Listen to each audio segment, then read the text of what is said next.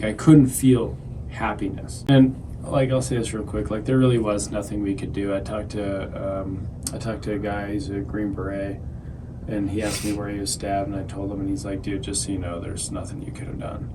They do in the military, they do trainings on specifically trying to stop that type of injury, and they do it on animals, and they're like, we lose the animals most of the time, and we're trying everything we can. We have all the tools out ready to go, and we can't save them. No. And so he's like, just so you know. And again, intellectually, I knew that, because when I walked up, I was like, it's coming out too fast, right? But it was confirmatory to like, oh, okay, good. Like, yeah, there was. But it didn't matter. Like, none of the logical helped at all. And here's the other thing that I'll say is, so all week last week, like, I didn't feel like myself. I would chuckle, but there was, like, zero joy. Mm-hmm. Like, I couldn't feel happiness. So people would tell me a joke, and I would chuckle, and I'd laugh. But, you know, when something really tickles your funny bone, you're like, it makes you happy, like, inside. Like, I had none of that. Zero.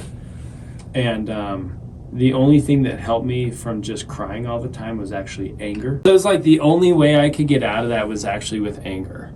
It's the only way I could like control myself, which was like also annoying because that's not who I am. I'm not an angry person. I don't like being angry, but that was the only way. You don't know how to be yourself anymore. In fact, one of the days my house manager looked at me and she's like, are you okay? And I just immediately broke down and I was like, I just want to be me. Yep. Like I just want to be me again. And I can't be me for anything. I've tried everything. And the only time I felt peace and joy is when I held a kid. My brother's kids came up to me, and Rosie, who hated me as a child, now she's like, go Dylan! And she ran up and gave me a big hug, and it was the only time I felt peace and joy is when a kid hugged me. It was the only time.